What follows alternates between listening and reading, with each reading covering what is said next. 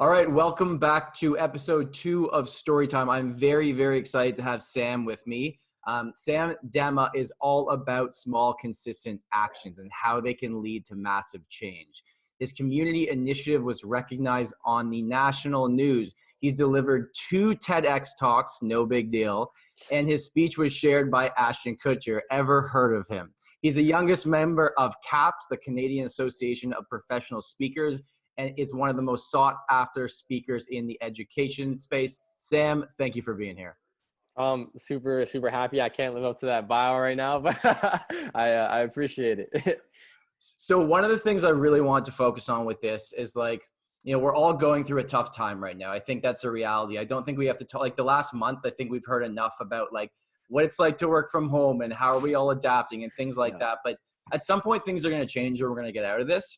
Yeah. And kind of how you've built your career so far is based on kind of 3 simple words and small, consistent action. So you could just kind of share with the audience what that means to you, how you've used that in your talks, and just anything that you think would be interesting. Yeah. So for me specifically, it was almost like a piece of wisdom that was passed down from a high school teacher I had. And it was a whole mentality or mindset in his perspective that I adopted around changing the world. So it was like, if you want to make a difference in the world, take a small action consistently and watch it turn into a massive impact. After I started Pick Waste That Initiative, and that kind of grew to a sizable impact just by picking up trash for 1 hour once a week, I started to really understand that this not only applies to social impact, but it applies to all areas of our lives, whether that's building a business with sales calls and doing like a small little important task every single day as a realtor, or working out, doing like 10, 15 extra seconds on a hold or a rep, or it's like something that can be applied to everything that we choose to do in our lives. And for me, when I'm frustrated, when I'm overwhelmed, or when you don't know where to start or where to go, it just reminds you to take the first small step or continue to take the small steps. So I think that's what it means to me personally. And that's how I choose to think about it and utilize it in my life. I love it. And even I was looking, and if you search up those 3 words on Google, you come up first. I was so shocked that no one's put those 3 together before. I think it's so awesome.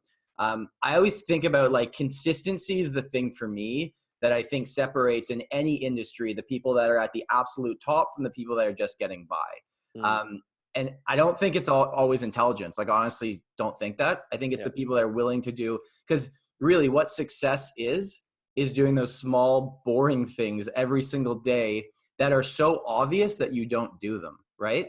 I think that's the downfall of a lot of training programs and sales thing is the message is so simple that you take it for granted. So I think that's such a cool kind of message. Yeah. One thing I wanted to get into was setting goals. So I'm a procrastinator. I got ADD, I've had since I was a kid. It's hard for me to get it all in one place. What tips can you give the audience for how to actually set goals, but not just set goals, but achieve them? Yeah, no, absolutely. And it's funny because I was telling you before this call, I just finished putting together the high performing student course, which kind of teaches students all these type of things.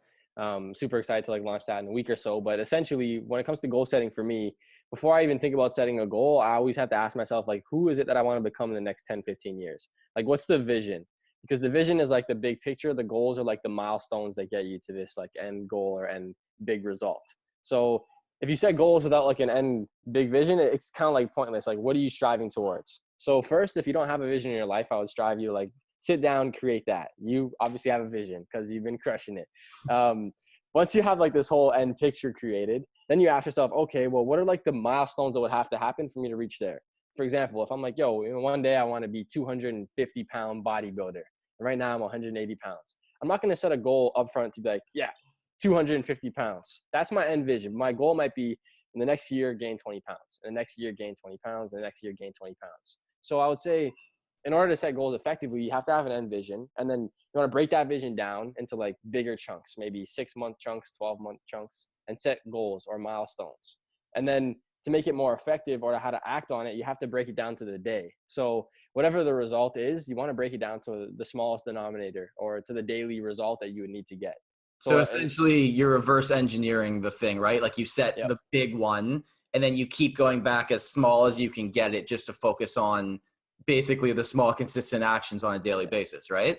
Yeah. If it was reading books, you break it down by page numbers. If it was losing weight, you break it down by pounds per day. If it was sales, you break it down by sale per day. And some days you're not going to get the result, but it's not about getting the result. It's about taking the proper action. Because like in the example with fitness, it's an easy thing to always talk about. The right action is to go to the gym and eat healthy. You're not going to just change your body overnight by doing the right thing. But if you do it, like you said, consistently over a long period of time, that's where the results start to factor in.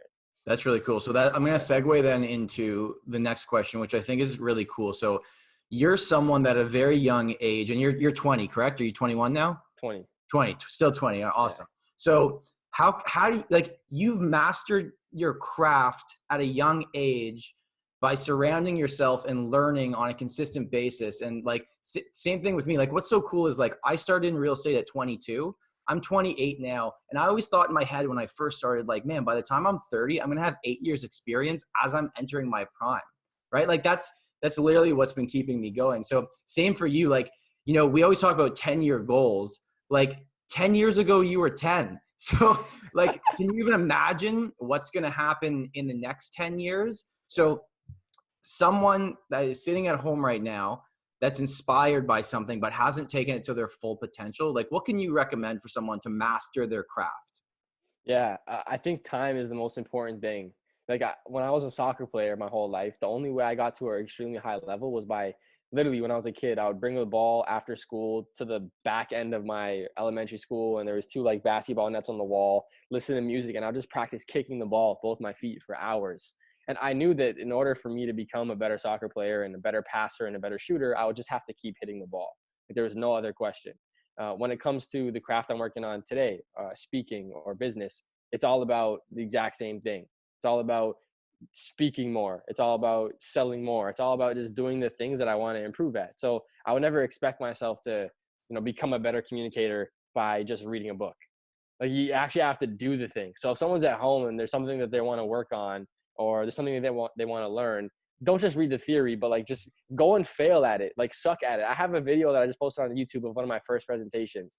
And I was like running back and forth on stage, choking over my words, like Eminem, like losing my lines. It was just like terrible, terrible situation. But through that, I just like kept getting up and kept trying, and it got better and better and better. So if someone wants to improve or perfect, and I think perfect's the wrong word, but maximize their potential, just keep doing the thing as much as you can. I think that's it. I think doers are the ones that succeed, because there's so many people I know that like all they do is learn. They learn, but they don't actually execute on anything, right? And like, if you look at anything, I always relate it back to like sports teams. So like, if you watch the Patriots play, when they score a touchdown, none of them are like freaking out doing stupid dances. They're like, yeah, no, we expected that, right? Because it happens over and over and just becomes the norm. And then what you think would be great success years from now, when it happens, it doesn't actually feel like it because it just becomes the norm in your life. Okay, I want to ask you, you're big on social media.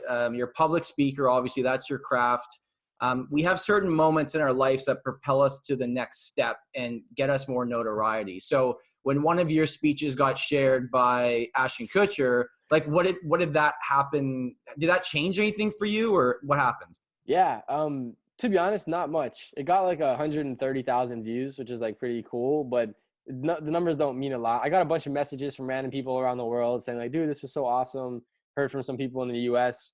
It didn't lead to like any other speech opportunities per se, but it led to a lot of credibility and social proof. Like, wow, someone like Ashton Kutcher shared this kid's speech. Like, he must be doing something pretty cool or interesting, like for someone like that to share it. So for me, it was just kind of like a cool moment.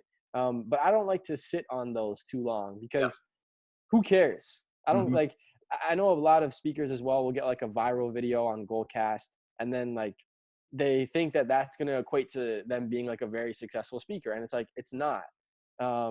Like, one really great result isn't the end result. Like, that's just one really great result. So I was super excited about it for a week. I was like, oh my God, Mom, Dad, look at this. Like, I just shared my speech. And to be honest, it was probably his team anyway. Like, I'm not gonna sit in it too long, but yeah, it felt great. I loved it, enjoyed it. I use it as like a social proof thing. And yeah, it was pretty cool. But When I started doing kind of all my media engagement with the Toronto media, talking about real estate on CTV or Global or Bloomberg, like I've done everything at this point. Same thing. When it first started happening, I was like, oh man, like my phone's going to ring off the hook. And it didn't. But what that actually, it made me happy in a weird way, because what it shows me is it's not like that one thing that's going to just change everything. Like the people that are going to call you are the people that trust you and know you and refer you, right? Like no one just sees something one day and goes like, oh yeah, that's the person, right? Like they're still going to ask a friend. So it's not always like that. Okay. So I want to get the last kind of few questions, or just quick questions, or I'm calling it the fast five. Okay. So what's the first word that comes to your mind, or like a quick little sentence about all of these things? Okay. So quickly, if there was only one book you could recommend to people, what would it be? Think and Grow Rich. Think and Grow. Yeah. I've heard that one before. Yeah. That's a good one, bro. So I would normally ask people, what's your favorite 90s jam? But I'm going to ask you, what's your favorite 2000s jam? I love like Drake, anything by Drake. I don't have a specific track, but yeah, I love like anything by Drake. Awesome. Is there one thing that you think has got you to where you are today? Like, how do you have that fire in your belly as such a young person doing what you're doing? It's honestly amazing. And I really mean that. Like, what inspires you to make this happen? Like, you think it's just DNA, or like, was there something that happened that got you here? I always loved the challenge growing up, specifically as an athlete. And when I was younger, I used to like flip gym equipment, and I ended up getting a whole gym in my basement by the time I was like 15, by just learning prices and selling stuff on Kijiji and rebuying. So I'd say like one is like I love a challenge, and two, I recognize the potential to like impact others through the work that I'm doing. And whenever I get like a message from a student or like a message from a parent, it kind of fuels me. And I don't need that to continue going, but that's like one of the reasons that like this is so easy for me to push myself to do, even when I feel like I don't want to do it.